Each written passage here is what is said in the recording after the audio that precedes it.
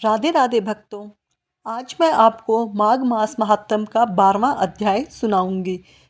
अध्याय सुनाने से पहले मैं आपको एक छोटी सी कथा सुनाती हूँ। गुजरात में एक गांव है जिसका नाम डाकोर। वहीं पर श्री राम जी दास के नाम के एक भक्त रहा करते थे और वे हर एकादशी पर द्वारका जाकर श्री रणछोड़ जी के मंदिर में पूरी रात कीर्तन करते थे। भगवान कृष्ण का ही एक नाम रणछोड़ जी है। और क्यों पड़ा यह नाम, यह तो आप सभी सारी कथाओं को जान ही चुके हैं। अब राम जी दास द्वारका के उस मंदिर में जाकर पूरी रात एकादशी की रात को कीर्तन भजन किया करते और अगले दिन वापस लौट आते थे। जब समय आने पर वे वृद्ध हो गए तब भगवान ने उनसे घर पर ही कीर्तन करने को कहा, परंतु उन्होंने ठाकुर जी की बात को नहीं माना। अब आप सोच रहे होंगे कि भगवान ने उनसे खुद क्यों कहा, क्योंकि जब भक्त सच्चे होते हैं तब भगवान और भक्त में एक अटूट संबंध बन जाता है। तब भगवान खुद अपने भक्तों से बातें किया करते हैं, उनके साथ खाते पीते खेलते कूदते उनका समय बिताते हैं, उनके सुख दुख भी बांटा करते हैं। कभी कभी तो उन्हें जो चाहिए होता है वह भी अपने भक्तों से कहा करते हैं।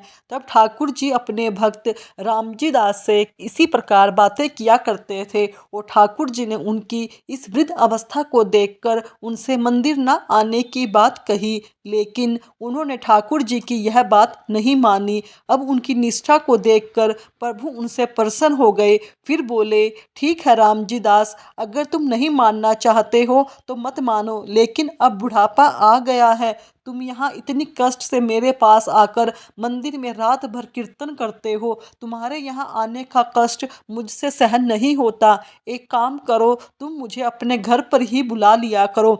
चलो, ठाकुर जी ने कहा, अब की बार आना तो गाड़ी लेकर आना, मैं तुम्हारे साथ चलूँगा। तब रामजी दास हाथ जोड़कर बोले, प्रभु मैं तो बूढ़ा हो गया हूँ, आप तो नव किशोर हैं, मैं आपको कैसे उठा पाऊँगा। फिर हर रात आपके मंदिर के बाहर ताला भी तो लग जाता है, ऐसा करना मेरे लिए कैसे संभव होगा।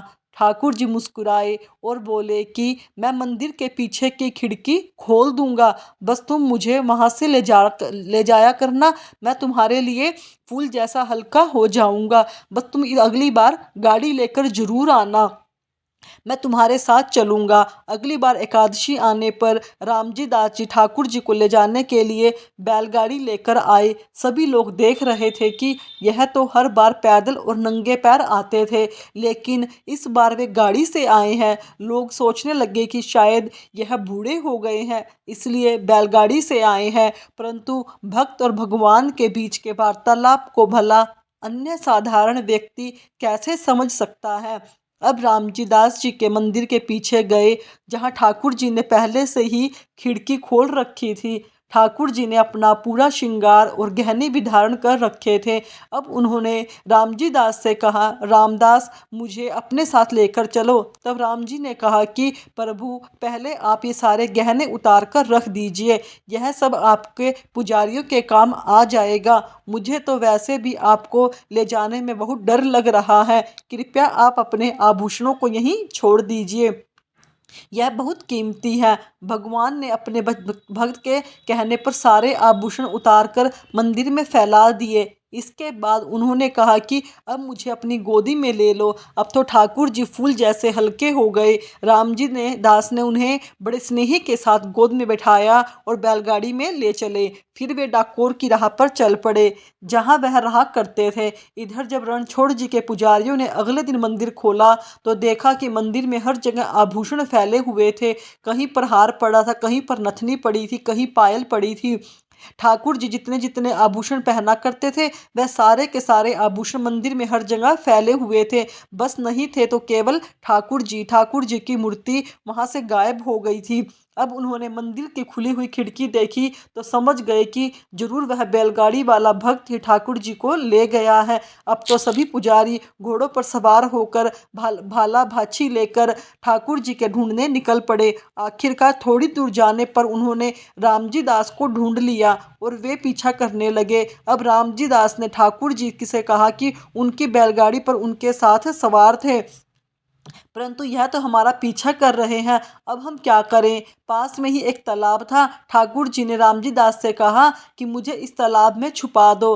रामजी दास ने ठाकुर जी को तालाब में छुपा दिया। अब ठाकुर जी के पुजारी उन्हें ढूंढते हुए रामजी दास के पास आ गए। उनसे ठाकुर जी के बारे में पूछने लगे। जब रामजी दास ने कुछ नहीं बताया तो वे भालों से मारने लगे। इधर ठाकुर जी को ढूंढते ढूंढते जब पुजारियों की नज़र तालाब की तरफ पड़ी, कहाँ वहाँ से खून बहता हुआ दिखाई दिया। वे सभी भागते हुए तालाब की ओर गए। उन्होंने देखा कि ठाकुर जी जल में खड़े थे। उनके शरीर पर भालों के घाव थे जिनसे खूब खून निकल रहा था। पुजारियों ने ठाकुर जी से वापस चलने को कहा तो ठाकुर जी ने उनसे कहा कि तुम जैसे निर्दयी लोगों के साथ मैं वापस नहीं चलूँगा, मैं तो राम जी के दास जी के साथ चलूँगा। पुजारियों ने ठाकुर जी से कहा, प्रभु आपकी वजह से जो धनराशि मिलती है उसी से तो हमारा जीवन चलता है। ठाकुर जी ने उत्तर दिया, बस धन की ही बात है ना, रामजी दास ने जी तुमको सब मेरे बराबर के वजन का सोना देंगे। सारे पुजारी यह सुनकर खुश हो गए, इस प्रस्ताव पर राजी हो गए। यह सुनकर अब रामजी दास प्रभु से कहने लगे, प्रभु एक तो आपने मुझे वैसे ही पिटवाया और अब कह रहे हो कि मैं सोना दे दूं, तो मेरे पास सोना कहाँ है, मैं तो बहुत ही गरीब हूँ। तब प्रभु ने उन सबको डाकोर चलने को कहा। रामदास जी आगे ठाकुर जी बैलगाड़ी में लेकर चले और ठाकुर जी के पुजारी अपने घोड़ों को उनके पीछे पीछे चला रहे थे। डाकर पहुंचने के बाद ठाकुर जी ने रामजी दास से कहा, अब एक तराजू लेकर आओ, उसकी एक तरफ सोना रख दो और दूसरी तरफ स्वयं मुझे बैठा दो। तब रामजी दास ने कहा, प्रभु हमारे पास तो सोना है ही नहीं। ठाकुर जी ने कहा, तुम्हारी पत्नी की एक छोटी पतली सी नथ सोने की है, उसे लेकर आओ, मैं उसी से तुल जाऊंगा। अब जैसे ही रामजी दास ने वह सोने की नथ तराजू के दूसरे पलड़े में रखी, वह भारी हो गया। अब ठाकुर जी ने अपने पुजारियों से कहा, सोना तो मेरे वजन से बहुत ज़्यादा है, लेकिन रामजी दास जी उदार हैं, तो मैं सारा सोना लेकर चले जाऊं। पुजारियों ने देखा तो उनसे कहा, प्रभु आप हमारे साथ ऐसा मत कीजिए। ठाकुर जी ने उत्तर दिया, मैं रामजी दास को छोड़कर नहीं जाने वाला। तब प्रभु ने अपना दूसरा स्वरूप प्रकट किया और अपने पुजारियों के साथ ले जाने के लिए दे दिया।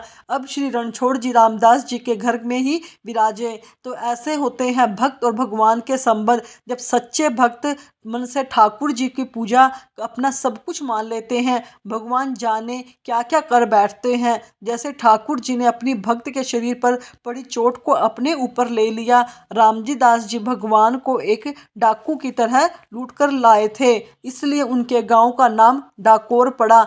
आज श्री रणछोड़ भगवान को इस घटना की बाद याद में पट्टी भी बांधी जाती है। सभी मिलकर प्रेम से बोलिए, श्री रणछोड़ भगवान की जय। कल हमने माघ मास महात्म के 12वें अध्याय में दत्तात्रेय जो द्वारा वर्णित माघ मास महात्म का सुंदर और पावन वृतांत सुना, जो उन्होंने राजा सहस्त्र अर्जुन को सुनाया था। कैसे अप्सरा के एक बार माघ मास स्नान का पुण्य मिलने से वो दुष्ट पापी राक्षस देवतुल्य होकर स्वर्ग को चला गया। अब आगे श्री वशिष्ठ जी ऋषि कहने लगे कि हे राजा दिलीप, मैंने दत्तात्रेय जी द्वारा वर्णित माघ मास का महत्तम, अब तुम माघ मास के स्नान का उत्तम फल सुनो। माघ स्नान सब यज्ञों व्रतों और साधनों का पूर्ण फल देने वाला है। माघ मास में स्नान करने वाले स्वयं तो स्वर्ग में जाते ही हैं, उनके माता पिता दोनों ही 7 कुलों की पीढ़ियों को भी स्वर्ग मिल जाता है। माघ मास में स्नान करने वाले दुराचारी और कुकर्मी मनुष्य भी पापों से मुक्त हो जाते हैं। इस मास में श्री हरि विष्णु का पूजन करने वाले शुद्ध होकर भगवान के समान शरीर वाले हो जाते हैं। यदि कोई आलस में भी माघ मास में स्नान करता है तो भी उसके सारे पाप नष्ट हो जाते हैं। जैसे गंधर्व कन्याएं राजा के श्राप से भयंकर समय को भोगी हुई, लोमेश ऋषि के वचन से माघ में स्नान करने से सभी पापों से छूट गई। श्री वशिष्ठ जी की इतनी बातें सुनकर राजा दिलीप विनय से पूछने लगे, हे गुरुदेव, वे कन्याएं किसकी थी और उनको कब और कैसे श्राप मिला, उनके नाम क्या थे? ऋषि के वाक्य से ऐसे कैसे श्राप मुक्त हुई उन्होंने कहाँ पर स्नान किया, सब बातें मुझे विस्तार पूर्वक कहिए। ऋषि वशिष्ठ जी कहने लगे, राजा जैसे मरने से स्वयं अग्नि उत्पन्न होती है, वैसे ही यह कथा धर्म और संतान उत्पन्न करती है। अरनी क्या होती है? अरनी होती है आग जलाने वाली लकड़ी। पहले समय में होता था ना, यज्ञ करते हुए ऐसे अरनी से हम यज्ञ भूमि में आग जलाते थे, तो उस लकड़ी को कहते हैं। और वो लकड़ी से ही आग उत्पन्न होती है ना, और उससे वो खुद भी जल जाती है। ऐसे ही यह कथा हमें धर्म और संतान उत्पन्न कराती है, हमारे इतने अधिक पुण्य कर देती है कि जो कोई प्रेम और भाव से इस कथा को सुनता है वह अवश्य ही भगवान का प्यारा होता है। अब तुम भी ध्यान पूर्वक इस कथा को सुनो। हे राजन, वो सब कन्याएं गंधर्व की पुत्री थी। सुख संगीत नाम गंधर्व की कन्या का नाम विमोहिनी था। सुशीला तथा स्वरवेदी की पुत्री का नाम सुसव था। चंद्रकांत की सुतारा तथा सुप्रभा की कन्या चंद्रिका थी। सब कन्याएं समान आयु वाली तथा चंद्र के समान कांति वाली और बहुत ही सुंदर थी। जैसे रात्रि को चंद्रमा अति सुंदर होता है, वैसे ही पुष्पों की कलियों के समान खिली हुई ये सभी कन्याएं अप्सरा के समान थी। गोरे रंग, सोने के समान चमकता हुआ रंग, सोने के आभूषणों से सजी हुई, सुंदर वस्त्र धारण किए हुए वो कन्याएं अति सुंदर थी। अनेक प्रकार के गाने गाने में, वीणा, बांसुरी और दूसरे बाजे बजाने में प्रवीण थी।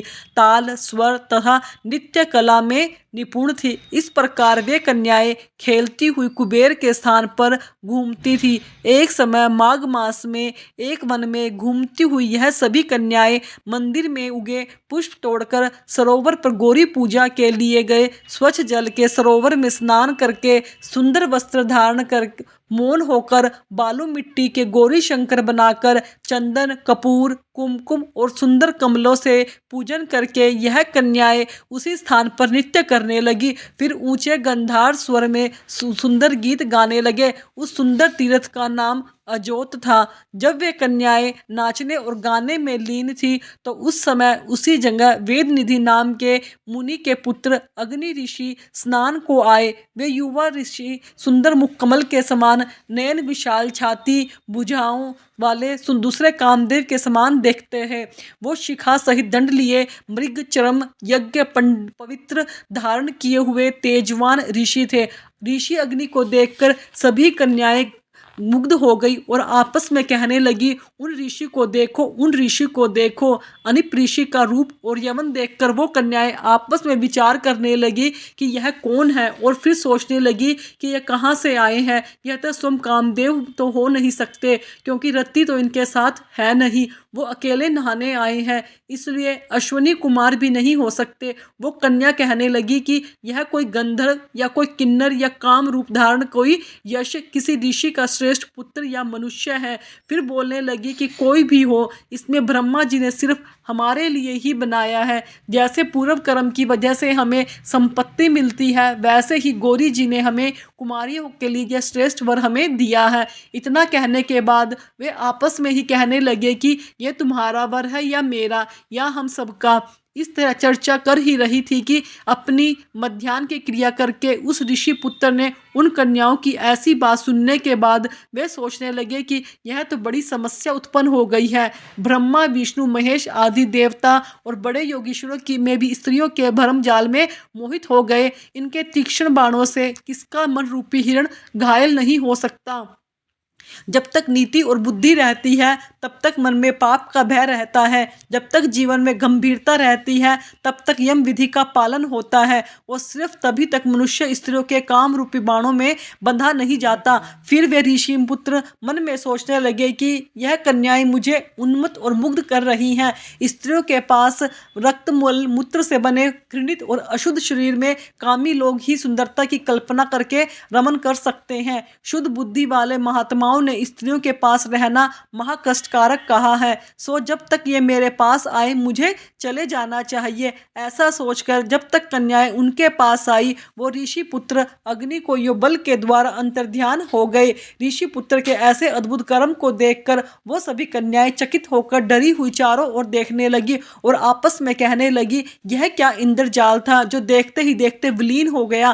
फिर वह कन्याएं विरह की अग्नि में जलने लगी और कहने लगे कि कांत, तुम हमको छोड़कर कहाँ चले गए हो? तुमको ब्रह्मा ने हमको विरह रूपी अग्नि में जलाने के लिए बनाया था। क्या तुम्हारा चित्त दया रहित था जो हमारा चित्र देख दया दुखा रहे हो? क्या तुमको हमारा विश्वास नहीं? क्या तुम कोई मायावी हो? किसी अपराध के कारण हम लोगों पर क्यों क्रोध करते हो? ऐसी ही कितनी बातें वो मन ही मन सोचने लगे।